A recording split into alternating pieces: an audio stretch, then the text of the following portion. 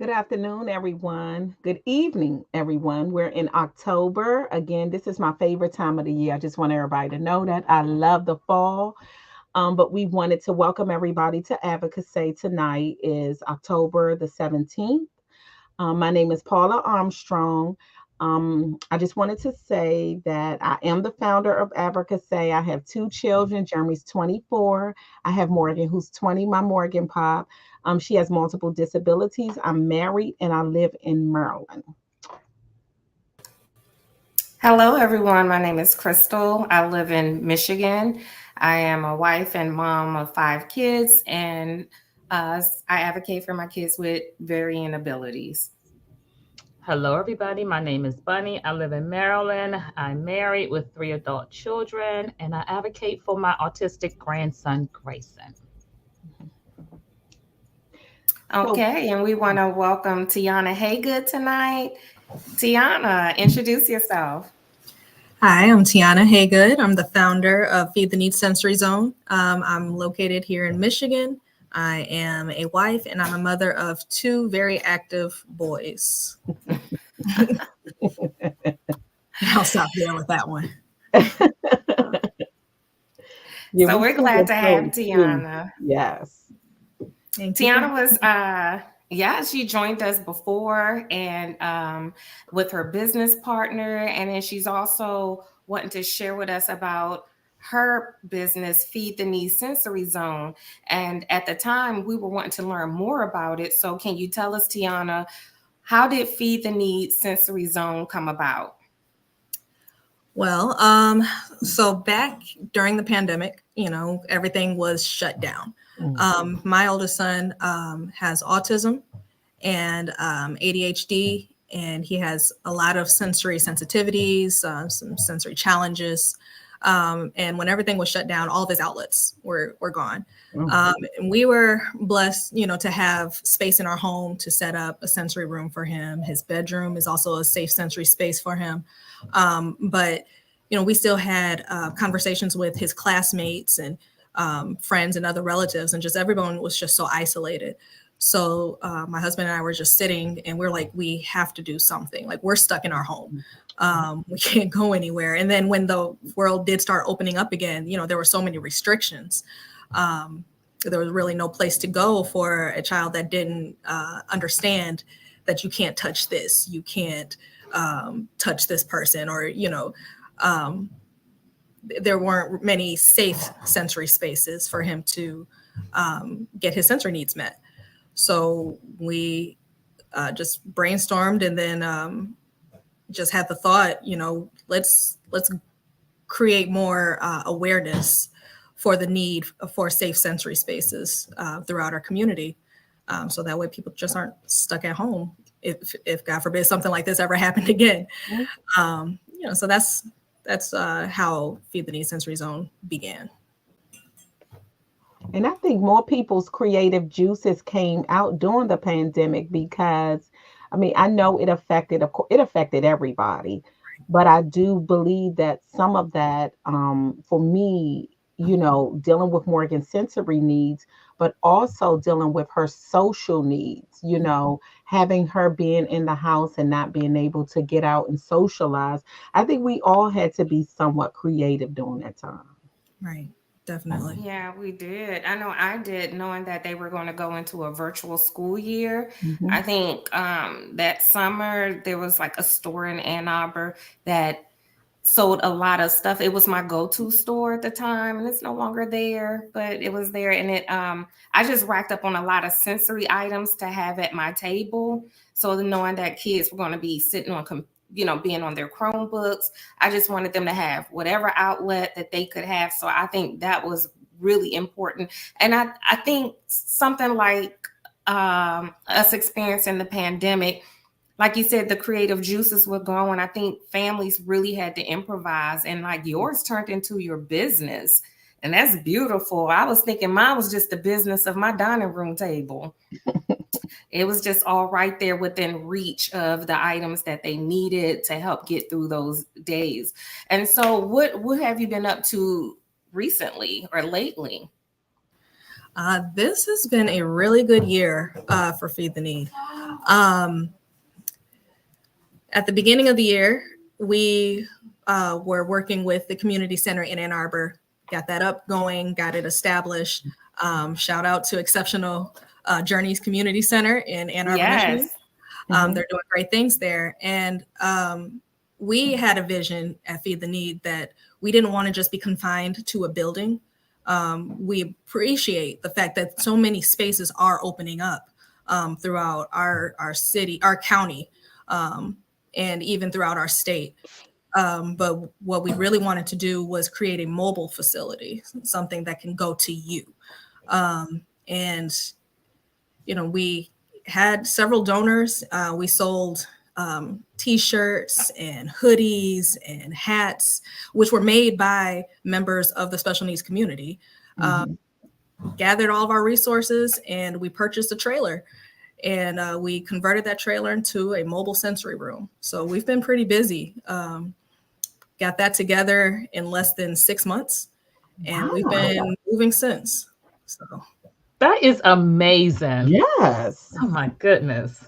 I have yet to personally see it, but I get to see a lot of pictures and videos of it, and I can't wait to see it. And what I would like to know, like, where do you travel to? Like, what is the area that you'll cover? So far we're headquartered here in Washtenaw County, but we've been to Wayne County, Dearborn, Inkster, Belleville. We've been to Lansing so far, and so far the trailer has been to Lansing. Feed the Need, the furthest we have gone is we've been to Baltimore, Maryland. So that was pretty cool. But the trailer so far has been mostly Wayne and Washtenaw counties. We've been to schools. We've done a lot of activities at churches, a lot of collaborations with churches. We've been to community centers, and we've been to playgrounds. And we've even been to a couple of homes. You know, some people have requested, like, hey, you know, we don't have a sensory room. You know, can you just park the trailer outside and give our child a safe space? So, what determines where you go? I mean, does someone call you up? I know we have those little, the trailers, like my son had a video game, for instance, and they came here for a birthday party.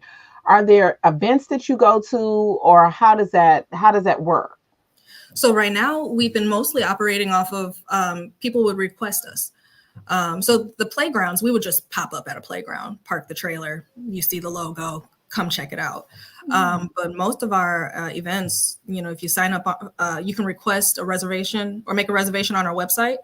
And, you know, so we are a nonprofit, so it's very minimal fees, but when it comes to the need, if there's a need, we're not going to turn anyone away if they're unable to afford the fees.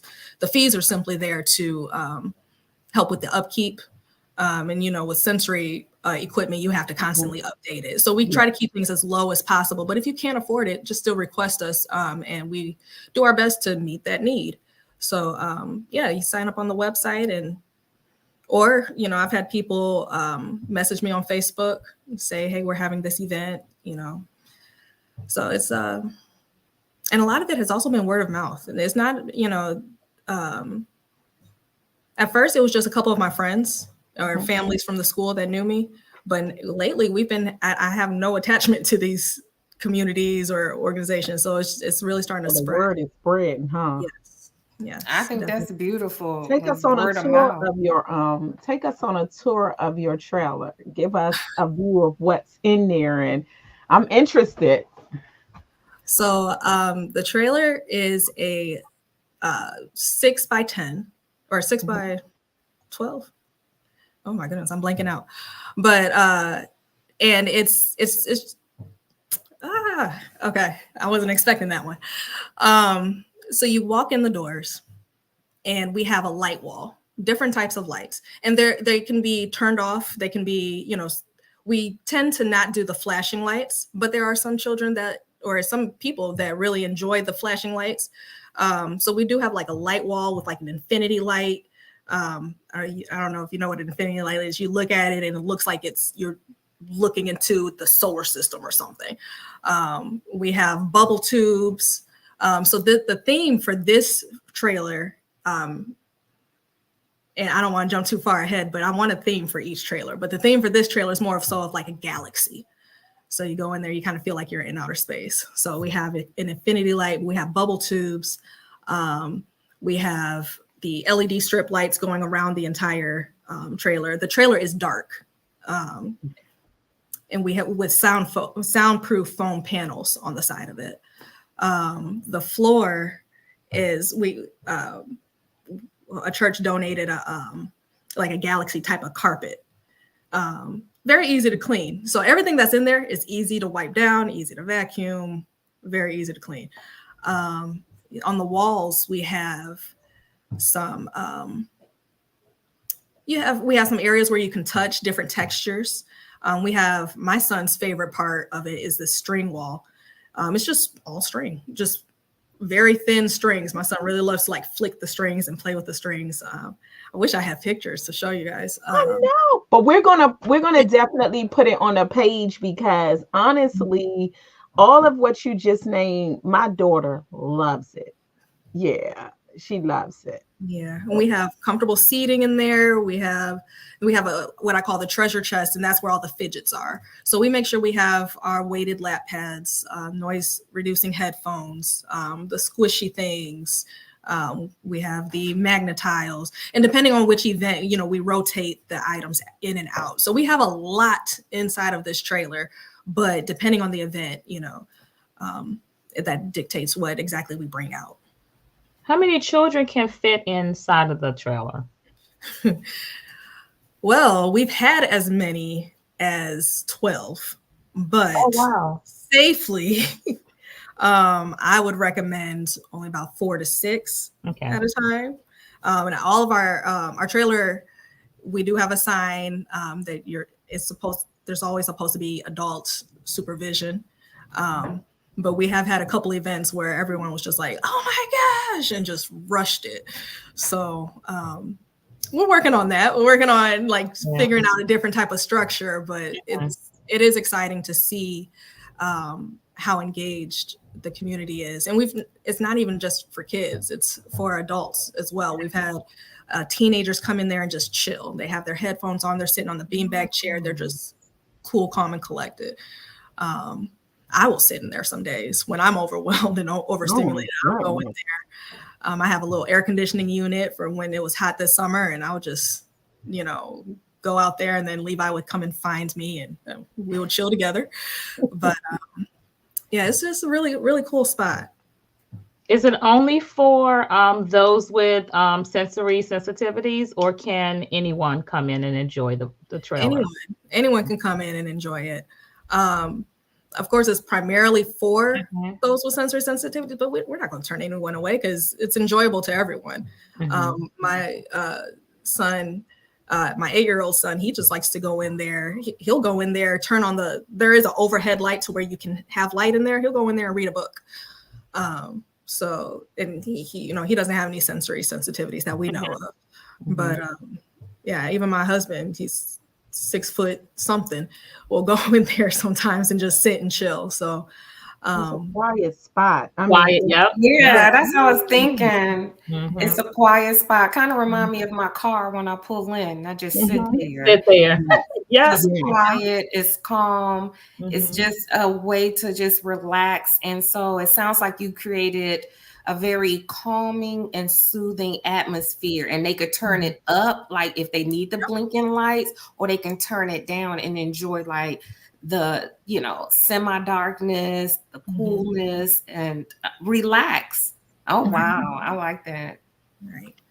Yeah. Yeah, I know you said you had you didn't want to tell the name of it, but tell us some of the other names of your because how many do you have, Tiana? How many?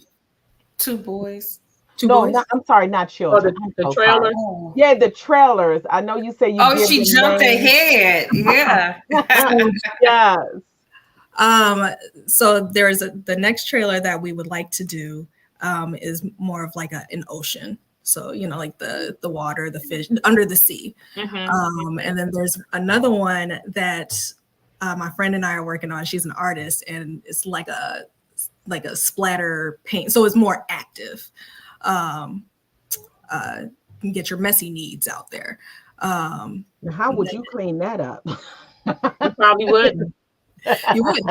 Right, exactly. You wouldn't. Yeah. So, like just like a splatter. If you've ever been to a place where you do the splatter paint, they'll either wait for a while before they clean anything, or they'll whitewash it, and then you could start over again. So just imagine the different sensory needs that people have. Some people need the messy, some people need the water, some people need the noise. So we want something that can fit everybody. So depending on what the need is, we want to be able to make sure that we're there for you. That's my grandson. He needs the water, he needs the noise, and he needs the mess. Mm-hmm. Mm-hmm. So hopefully one day I can do one that's all in one. Right. Surprisingly, all of us, I will say that Morgan introduced me, or I just became more aware of the sensory needs once I had my daughter, but I didn't even realize how certain things are so calming. You know what I'm saying? And you're right. I think it even though we kind of talk about it more from a special needs side, a lot of times throughout the day when you decompress, it's amazing some of the things that calm you down, that really, that brings you at peace. All of that. That's a stress ball. When you think about it, how the people sat at their desk with a stress ball. Mm-hmm. Things like that was very common, but you didn't really know to attach that to the sense of like a form of sensory. Yeah. Yeah, like I think of like my older brother coming up. He used to chew on everything. Who knew he needed all that oral stimulation? Because my Barbie feet were tore up. So he just chewed. He just had a strong need for oral stimulation. Just that chew, and it makes me think of like Roman used to have a Chewy. We used to keep one around his neck because he used to chew his t-shirts. Yeah. And every t-shirt had a wide neck, and we was trying to save the t-shirts and keep them with a Chewy and then now I think oral stimulation helps my 15-year-old in high school with just helping him with focus.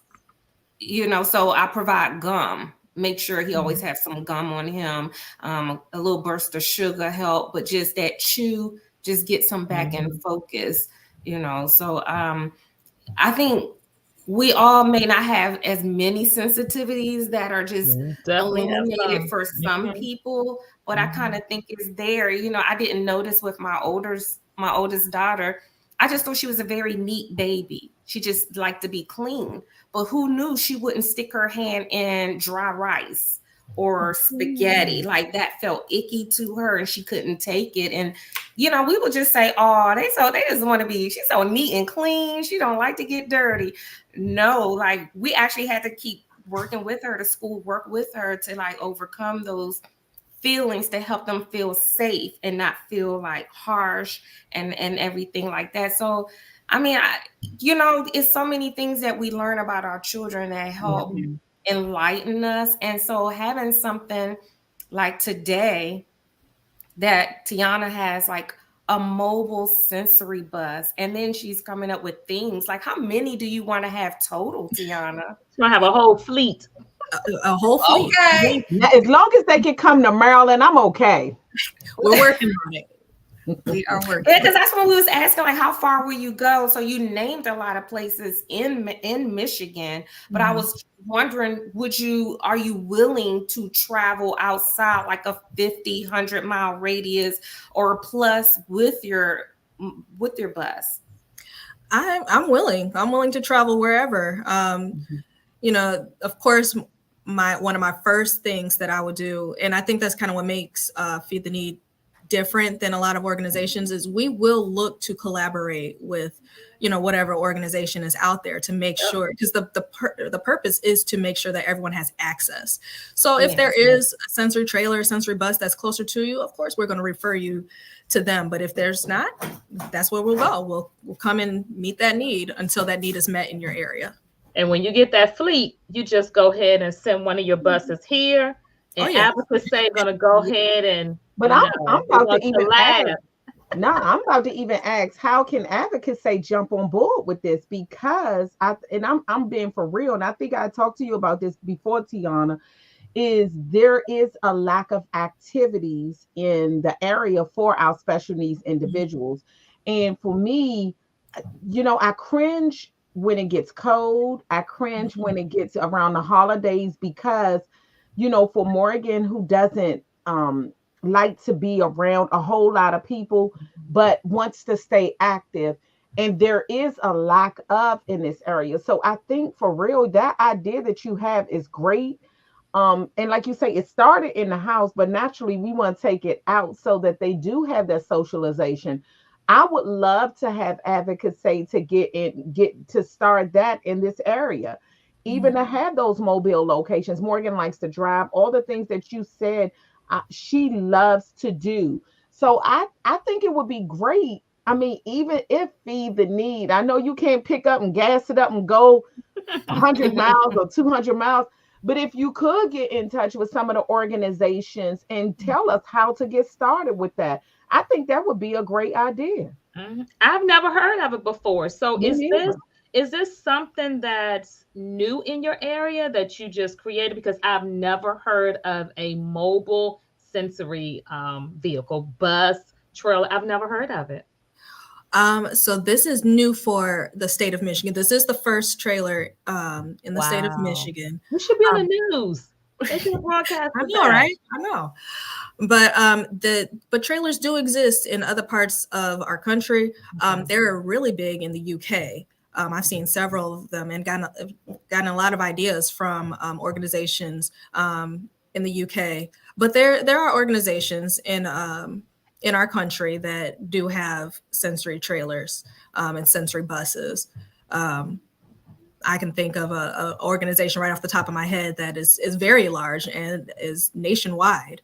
But their reach hasn't quite gotten to where I am. Right, right. But look at you. You've gotten your area, your whole state. That is amazing. And I'm just surprised that you didn't get some news coverage for that. I'm gonna I need send me an email with all your news stations. No, I'm serious, because if they can do the video trucks, and if they can do the video trucks, why can't they do the sensory trucks? Most of that stuff is on the go. And I know my son did the video. We did a video truck for him, I think, when he was in middle school. And I didn't even know about it. He was like, Mom, they have video trucks. Can you imagine if they have the sensory trucks that could go and entertain the kids? I mean, it definitely is a need. I know in this area it is. Yeah, absolutely. I think my neighbor has a game truck that sits right across the street. Huge game truck. I would love to see a sensory truck like that. I would too. Oh yeah, I definitely could see it being a need. Like you were mentioning earlier, like when people have like family gatherings or something. Sometimes, and I've seen it with Morgan, and I see it with my own kid. A lot of times when we go places, my son find a little spot. And he finds a spot, hopefully we're at someone's house we know, because he might be in your closet, or I try to find him a space on an area that we're not in. I say, you mind if my son sit in your living room? He just wants a quieter space because everyone's talking and it can get loud. And he just wants a space kind of where he can kind of cozy up a little bit. And I remember Paula Morgan was like on the steps. She had found her little nook. And she was cozy on the steps. Like, they look for a space. And I just think that when sometimes you have festivities, like a family reunion or a Thanksgiving dinner at your house or something, sometimes, that's a relief. It's a relief for I could just speak for parents. It's a relief for parents because sometimes that anxiety, like, oh my goodness, we probably can't be here long. They already don't serve the food my kid going to eat. You know, it's so many things, and we all know what we go factors involved for sure. Yes, you know, and then just knowing if that parent could get a relief for a 1 to 2 hours, and maybe, like you said, Tiana, an adult, an older cousin, a family member can be out in the trailer with them, and they're being relaxed and calm, like, because a lot of parents are going through, and they wanting to do just what they want things to be more normalized in their lives. You know, and I think this is great. And like you said, you do pop-ups at playgrounds. I can imagine, how has that been looking? Because I could just imagine that would be so attractive, especially to kids, and a parent would appreciate. Yeah, that's just like the ice cream truck popping up. Yeah. You know, when I'm sitting here thinking about the mystery machine with the Scooby-Doo, the mystery, they had a fur, you had a fur seats, and man, Morgan sits in my car all day long. Do you hear me, Tiana? If this was something that she had, soon as she comes home, after she uses the potty, the car in the garage is her favorite spot. Mm-hmm. Yeah, my son does the same thing. He'll sit in the car all day. Really? Oh yeah.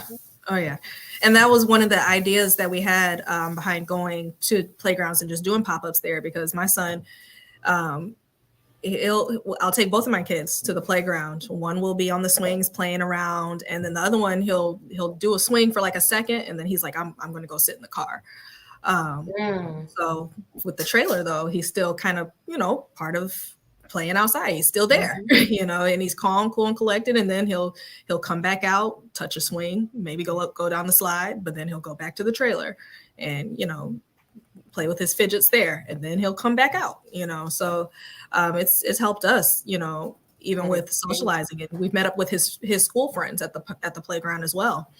And it's been helpful, not just for my son and his socialization, but also for me, you know. So like if he's cool, calm, and collected, I can talk to another parent. Now, I'm not a huge talker, but you know, I like to try to be social a little bit, just a little bit, but it makes it easier knowing that my son is open. That's really and good. is he receptive to people coming in? You know, because I know he's probably like the trailer, you know, is you all's. Is he more receptive even when like new faces come? If you're at the park, is he receptive to that? As long as he has his string wall in the trailer, he's okay. Now, if somebody else is touching the string wall, he might have a little problem. So we're working on sharing, but he doesn't mind sharing the space as long as he has what he needs. Okay. How do you power everything in the truck? So we have inside so when we have like a smaller event, we do have a portable battery or a portable battery thing. I don't know what to call it. Battery bank, something like that. Yeah, battery bank. And it powers up everything. Okay. But on the bigger events, we do have a generator. Okay. Yeah, really nice family donated a generator to us, and it's a quieter generator. It's a gas generator, but it's one of the quiet ones. So that's pretty cool. Oh, that's good. That's awesome. It's about to get cold. Yeah. Is it insulated and like? It is insulated. So I'm not too concerned about, well, I mean, you know, when the snow falls, that's going to be something different. But right now, as long as we keep, so the trailer has two doors. It has the big back door that swings open, but then it has like a smaller door that, you know, that can open and close with the handle. So right now, the thought is as long as we keep that big back door closed, we can keep most of the heat inside. But we do have a portable heater that is safe for children. It's safe to be indoors as well. So, yeah, I would love to do a major upgrade and get like a whole system, like kind of cut a hole in the roof and put like a heating and cooling system in the trailer, you know, make it, But for now, we do what we can with what we've got. So it's amazing that you were able to get sponsors to donate funds so that you can make this happen. That is really amazing. And I have no doubt that you're going to get whatever you need to put that hole in the ceiling to get that system in there. You'll get it. I hope so real soon. So anybody that's watching, we are looking for business sponsors. We've had a lot of, people, personal sponsors. But yeah, what's really going to help us to keep going, keep moving, keep progressing is to have those constant community and business sponsors that will also keep the cost low. Because like I said, I may not be the best business person for saying this, but I really don't like to charge the community for something that the community needs. Yeah. So the more businesses that we have, that will help cover the costs and nobody that works on our team is getting paid either. So you need to be on the news. You're right, though, Bunny. You're right to get more time. So yeah. Do you ever think that you will settle down? I mean, like keep the trailers, but do you ever think that you would want to get a building, or would you just continue just to be in your trailers? Once we have a solid, fleet of trailers, I would like to create a building. But there are organizations, and we even just have one that was established out here in Ann Arbor. It's Sensory Gym. So there are places that you can go to. Michigan has seen, I believe in the past 2 months, we've opened up 3 in the state of Michigan sensory gyms.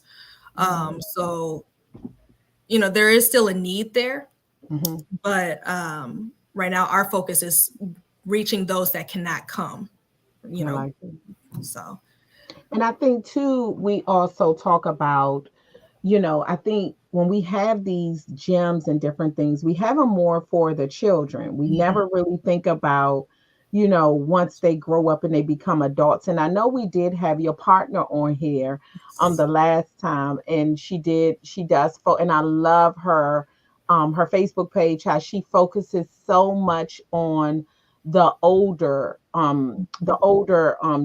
special needs population, because they're forgotten, because at this point, when Morgan was little, it was cute, it was nice, she had little things, but as she grows older, they still need to stay active, they still need to be a productive part of society. So I think that's where I think sometimes the deficiency comes in.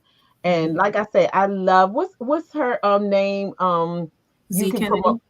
Yes, Z Kennedy. Yeah, she does so much with the older generation. So I think that, when they become teens, sometimes once they get in their little, maybe 18, 19 or in their 20s, they're forgotten about. Z. When they're forgotten about. And so I think too, my goal is because Morgan is 20, and Crystal always says that our kids are going to grow up to become adults. There's still not much there for our older generation to, partake in. So it doesn't have to always be the gyms. It could just be something for them to be a part of. I thought about Morgan had a birthday sensory movie party at AMC. It's great. AMC does have great.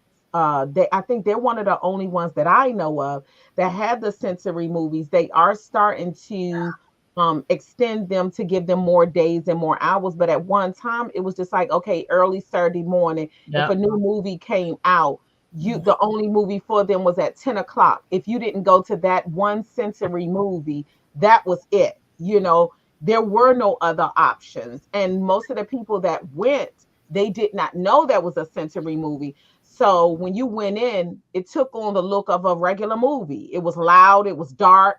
So I think, again, their activities and them being a part of society is so important. And I think at that point, we need to focus on how do we make this happen? And that's where I love your idea. And I love the fact that, you're looking at taking it on the road. But definitely we need to focus more on our older special needs individuals, because they are forgotten. They are definitely forgotten. I can see Morgan getting on the trailer, getting in a nice cozy chair, and just relaxing right there. I like that. I think the only thing about stuff like that, and I did like the way you said it was 12 at one time, but 12 people in the trailer at one time, but then you really wouldn't want any more from 4 to 6. And I think that's where the problem can come in sometime, because with Morgan, that's, she would love the sensory part, but then when it becomes too many people, she's she's running, because it becomes overwhelming for her. So I think that's where I guess the problem comes in, because you can't have 10 different trailers on the same street, and you can't have 4 people in each. So I guess that's where the need is going to definitely the need is there. But you can't, some of the kids don't want to be around 12 different people in there, because I can honestly say if she came in and it was 12 people in there, she's going to find the closest exit. Oh yeah, definitely. Honestly, though, you probably could put 12 on one street, 12 or 10 trailers on one street. Block party, I'm just saying. That's a good idea. That's a good idea. Yeah. So we need you Saturday to roll up at the Harvest Fest. Yeah, the fall kids will have a great time. Yes. Now, what is a good starting point, like, to get like a school bus that's no longer running? How did you start out? Like, what was your first vehicle? Where did you get it from? Honestly, the first thing I looked at was getting a school bus. But there's so many different like rules, and for me, if I were to go with the school bus, I would still be fundraising. It costs a lot of money to renovate a school bus. If you see people that are renovating these buses to make them into like campers, but the need was so great. I'm like, okay, well, how can I do something that's still quality, but get it on the road sooner? So started looking into trailers, and I don't know what the regulations are across America, but at least in the state of Michigan, a trailer under a certain size, you get a permanent plate.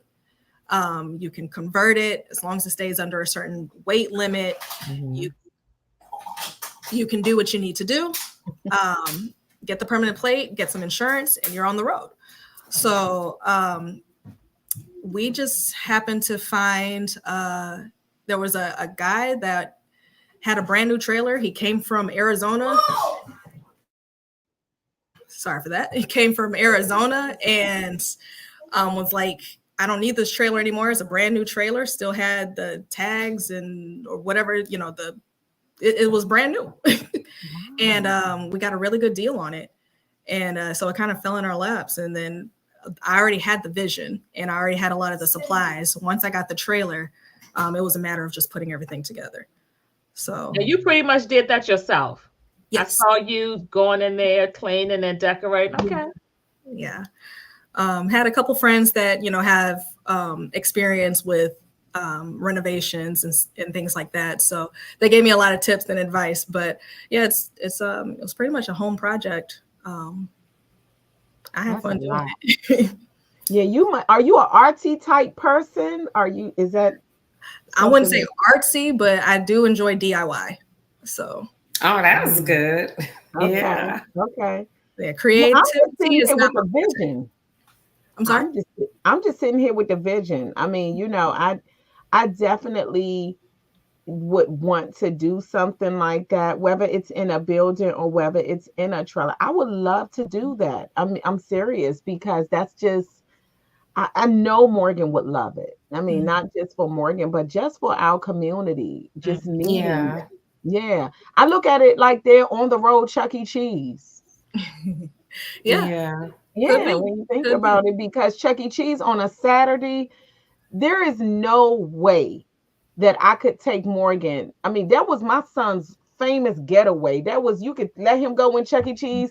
You sit right there and chill with the parents, and that was his getaway. Let him run like crazy. And at the end, you're like, okay, you've eaten, you've run around, let's go. What do we have for our special needs community? Right. This is amazing. I see a comment, Alicia. I think it's Alicia. She said, I love the trailer. I have my own corner. He does. He does.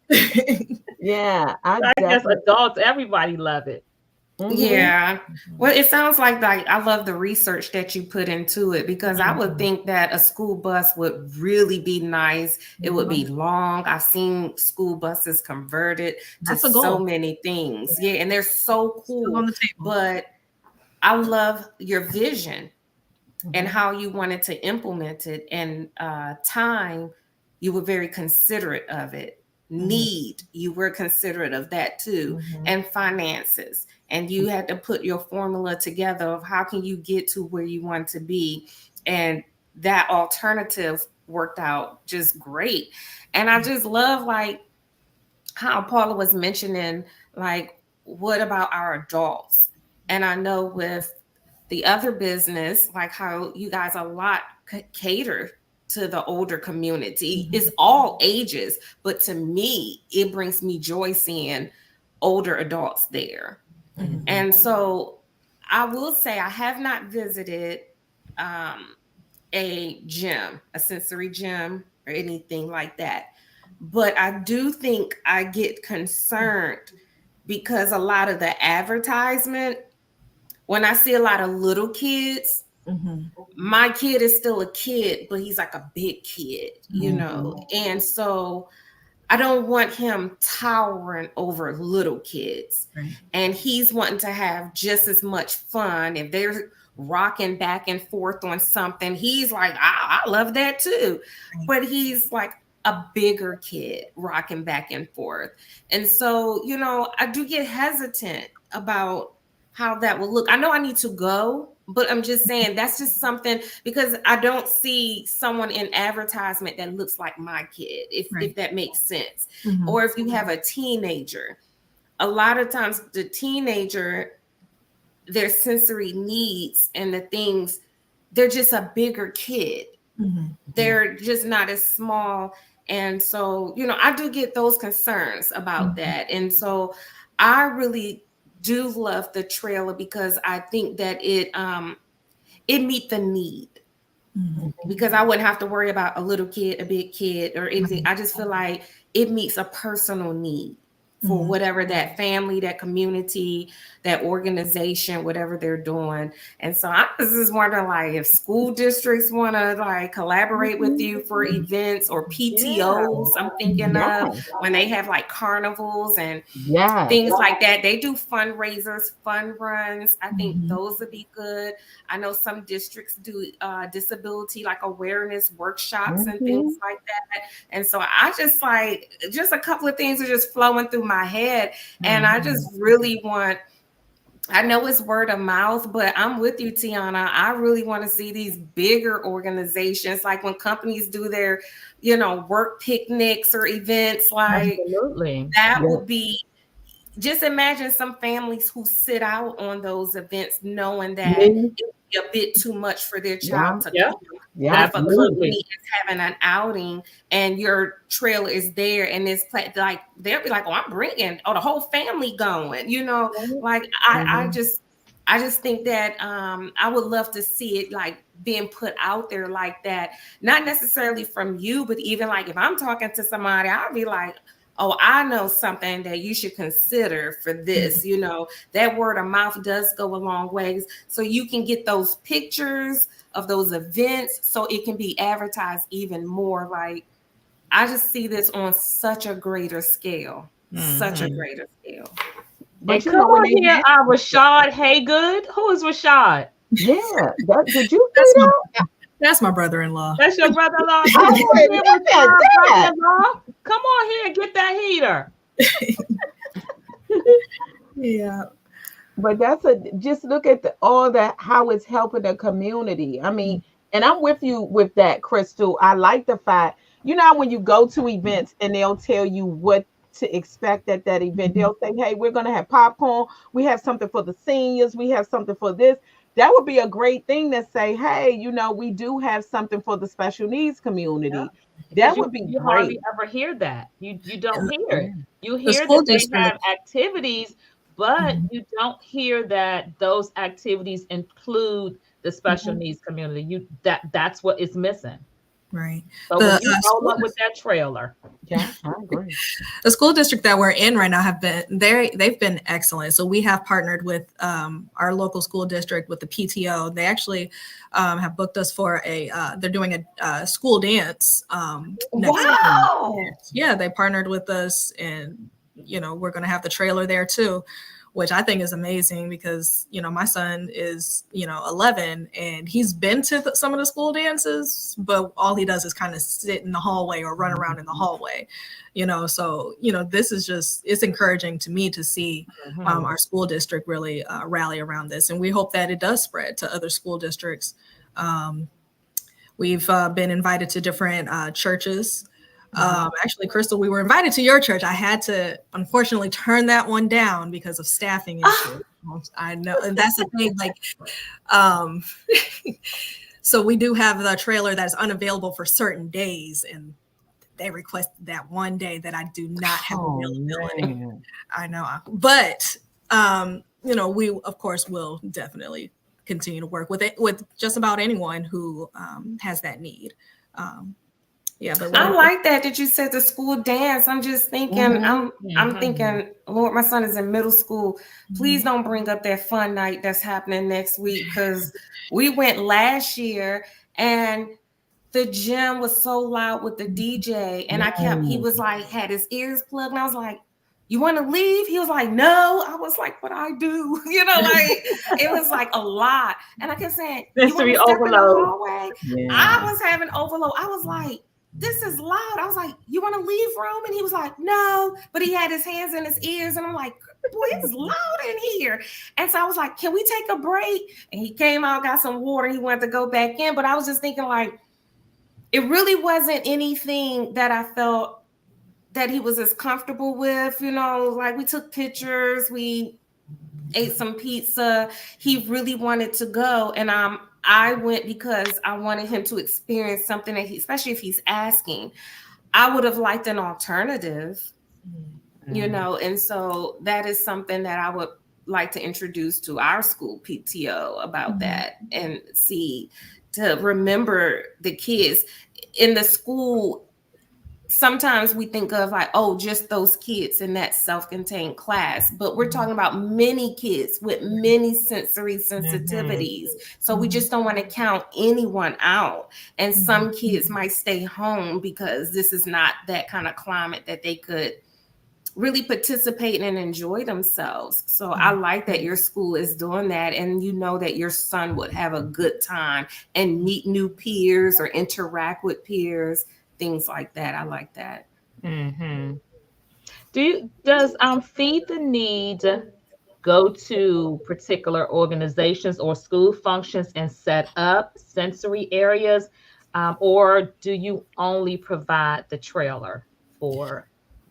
So we started off by going to different places before we had the trailer, setting up different spaces. Prior to the trailer, our biggest area that we would step into were various churches as they tried to accommodate those with special needs. We did have an event that was in Baltimore, Maryland this summer, where at first we thought we were actually going to set up a sensory room, but there are some things going on with spacing and contracts out there. So instead we provided over 40 customized sensory kits. So they were customized for the event. Okay. In next April, we will be in Ohio we were invited to a Christian education conference to actually set up a sensory room at a church. So that way people can come in and really see what it can look like inside of a church. Come on now. That's nice. Awesome. So we're super excited about that. And we've also given advice, to people just setting up spaces in their homes. You don't need thousands and thousands of dollars in order to create a sensory room or a sensory corner. We've through people donating to us, we've also donated equipment to classrooms, school classrooms within our community as well. So our goal is just really to make sensory friendly materials accessible to everyone. Yes, I love that. We need to be on the news. That's what I was going to ask. Get her on the news. I was going to ask, how did you start out in your house? Like, tell us some of the things that you started out with, because I do think that people believe that to have a sensory area, it has to be outlandish. But I will say, Make-A-Wish did Morgan's, and it wasn't real expensive. It wasn't at all. Yeah. When my son was younger, we just had a pop-up tent, and we would fill it with, things that he liked, with pillows and, little fidgets and things like that. As he got older, we did put a sensory swing in his room. He had a giant, it was like a 4-foot tall bubble tube. That wasn't too expensive. And then when he got even older, we changed his whole room up. Like, he was able to tell us what colors he likes. So for a while, he really liked the color orange. He's changing his favorite color now again. So we're going to have to make some modifications. Forever changing. For a couple years, his favorite color was orange. So, and he liked, he expressed that he liked, there's this place in Ann Arbor called Graffiti Alley, and he really liked seeing all the art on the wall. So we put graffiti on in his room on the wall as well. He would trace it with his fingers. So, it depends on the needs of your child or the interests of your child. It doesn't have to be anything super expensive. Just make it do what it do, find the interest and really, listen to your child, watch your child, or not even your child, your adult, the individual. And just whether it's just, they don't like loud sounds, put a sound machine in the room. Yeah. Now, I do have some things that I personally love in a sensory room, but that's not for everyone. I love fiber optic lights. Those are something that's like, it's a little more on the expensive side depending on how large the light is, but it's something that's safe. Like with Levi, he did go through a chewing phase, but he liked lights. Fiber optic lights are not connected to, there's no electricity running through the lights. So when he would bite down on the fiber optic cable, it was still safe because, one, he couldn't bite through it, but two, it wasn't connected to it, or it did not have electricity running through it. So he could, see the lights. He could, if he did, now we didn't tell him to put it in his mouth, but if he did, it was still safe. But yeah, so we took whatever interest he had, made sure it was safe for him to have on his own, and that's what we put in his room. So his room has changed throughout the years, and he's getting older now, so we're going to be making some changes again. It's amazing. Yeah, it is. And I think the main thing, like you said, is being in tune with your child, because and I tell people this all the time. I had this nice bedroom set for Morgan. I'm like, you sleeping in this queen bed every night. You a queen. And she wouldn't do it. She would, to this day, Morgan sleeps on a pallet on the floor. She will not do it. And for me, again, my mindset was, you're going to sleep in this bed. I mean, and I didn't get any sleep, and neither did she. I had to keep getting up every night, just hear her getting up. I go back, put her in the bed. She gets out, and till hubby finally said she wants to sleep on the floor. Of course, that was something that didn't even make sense to me. But guess what? I had to start. That's one of the things that taught me, listen to her. If it's not something that's harmful to her, give into it. And when I say this girl sleeps, when she does sleep, she sleeps all night. I mean, she gets down on that floor. She's happy, and I'm like, here, this nice queen bed is. I could have saved money. Somebody come in and see her sleeping on the floor, they think we're abusing her.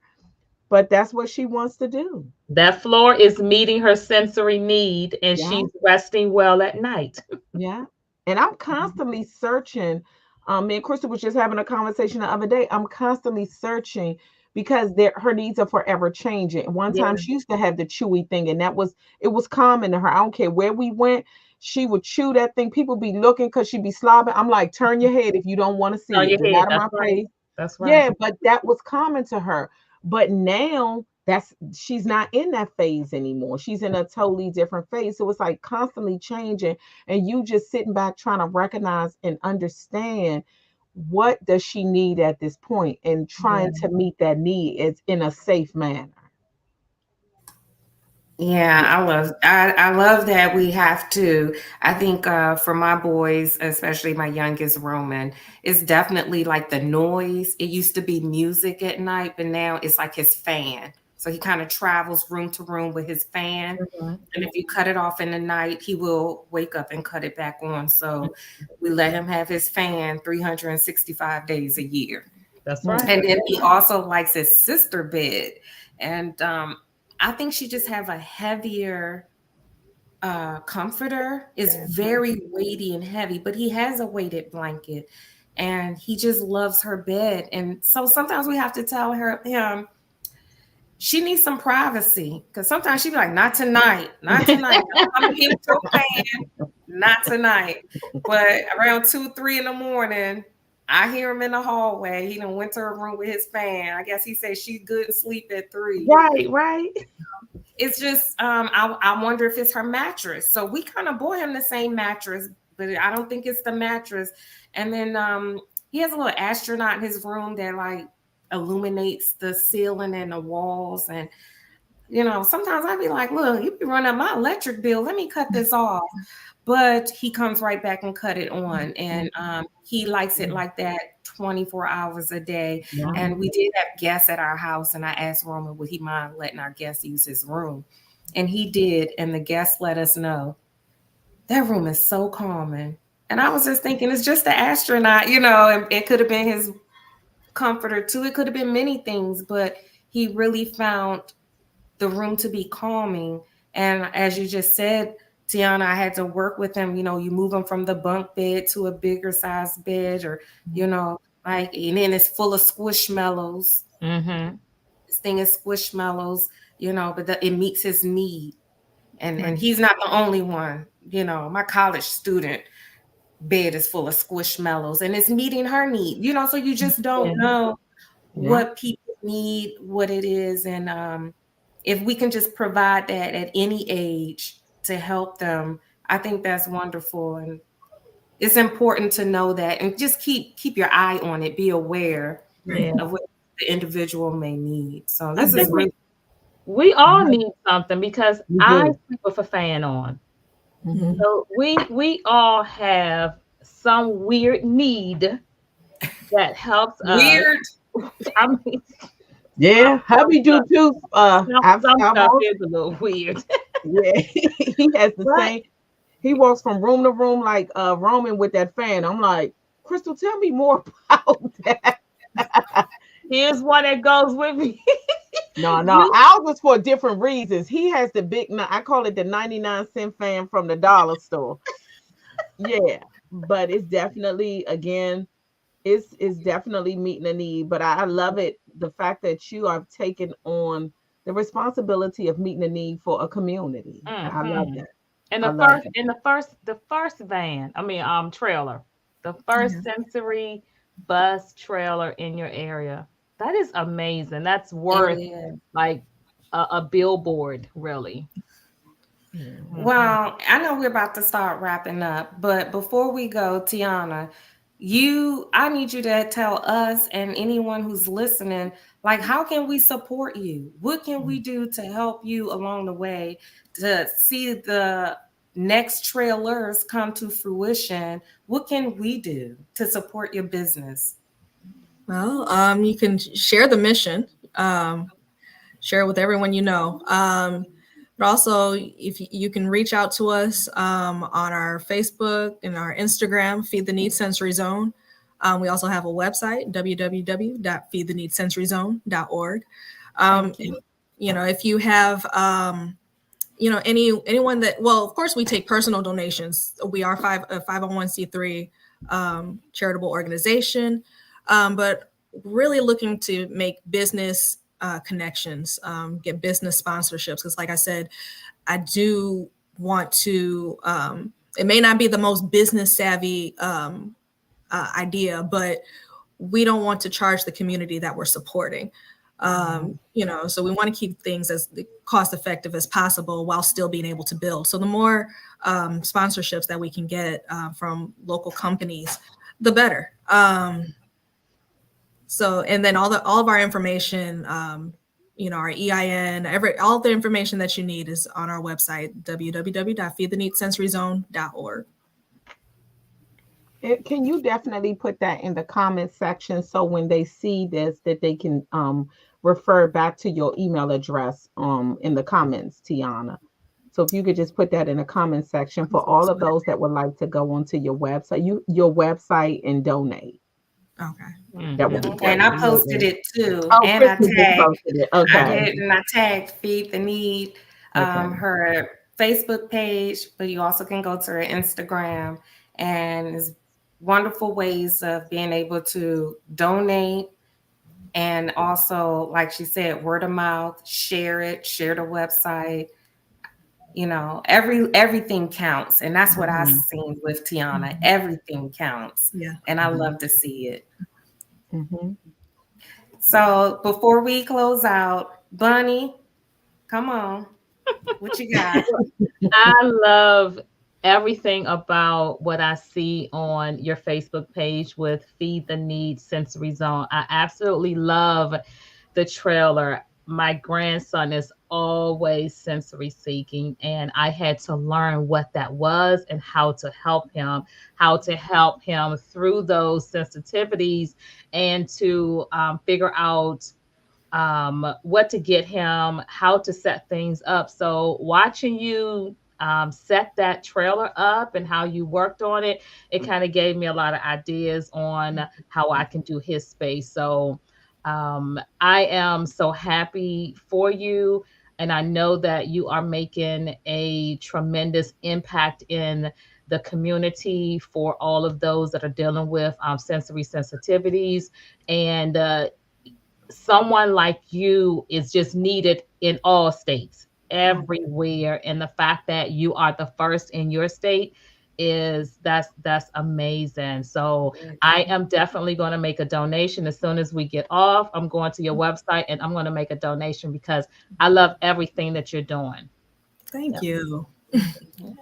Come on, Paula. Well, I love the fact that the Lord ultimately knew what he had to do to get your vision off the ground. He brought a pandemic. We all say the pandemic was brought for so many different reasons. Of course, we wish that there weren't so many people that, died during that process. But I think a lot of us start thinking out the box because we were forced to.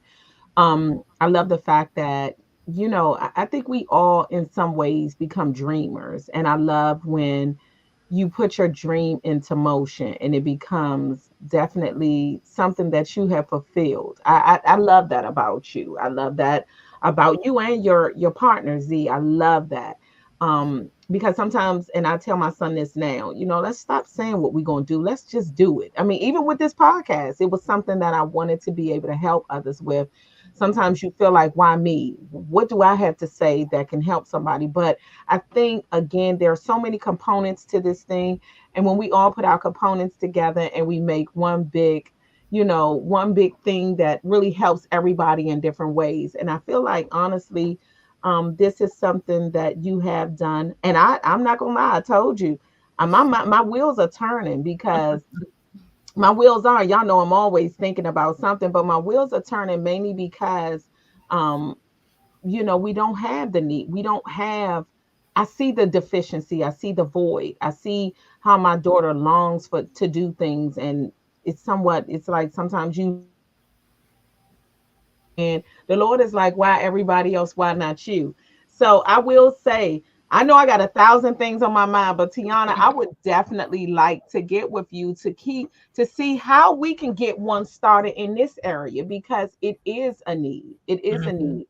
And so for me, I'm not kidding. I would love to start something like that in this area. So that's my closing remarks. I will say I do want to get with you. I'm not going to say when, because I know you're busy and I'm busy, but honestly, I would like to do something like that in this area.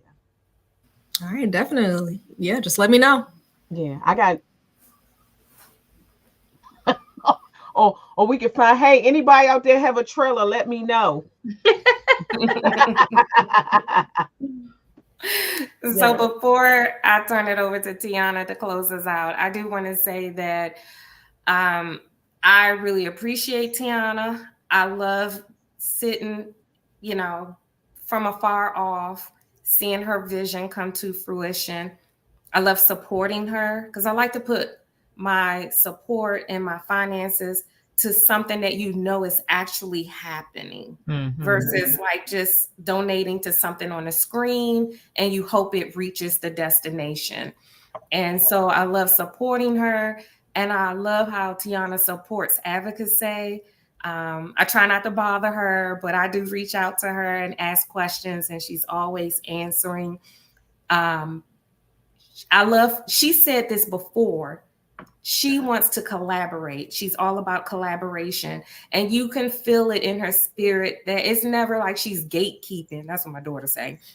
She's not gatekeeping. She's not holding stuff to herself like, well, not going to tell us how she did this or what. She's like sharing her information, always wanting to work with other organizations, especially for the greater good of meeting needs and how we can make it as much ease as possible.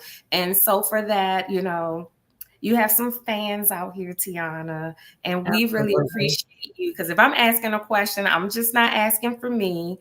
I'm asking for Paula and Bunny too. They be like, can you reach out to Tiana? And of course I will. And you always respond, and I always appreciate it. And so it's our honor to have you here tonight again, to put you on a platform so others can hear about you, so you can share on your social media, so people can get the vision as well and see how this is very helpful in their community also. So I'm so glad you decided to join us again. We're always glad to have you. And Tiana, won't you close us out? Well, I mean, just thank you guys for just allowing me to use this platform or invite me to this platform. You know, Crystal, I've watched you for years, you know, with your kids, and, you know, you've been very inspirational. I'm not going to say too much, you know, but I just appreciate each and every one of you. I appreciate all of those that have supported. I have an excellent team. And like I've said before, we're all volunteers. But I have a team with just such great hearts and passion for not just their families, but, you know, because as a special needs parent, sometimes you get caught up just making it through the day.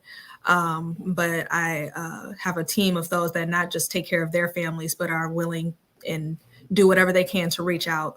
And that's the whole heart behind Feed the Need. You know, it's not just about your needs. You know, it's about meeting the needs of the entire community, because that's the only way that we're really going to move forward, you know, together. So that's all I got. But so yeah, thank you. I made my donation. Hey, come on, Bunny. Thank you so much. Appreciate it. Well, this has been a wonderful session tonight. We've had Tiana Haygood joining us, and we hope that everyone enjoyed this. And we hope to see you again next Thursday. But for tonight, we're out. Have a good one. Bye, everybody.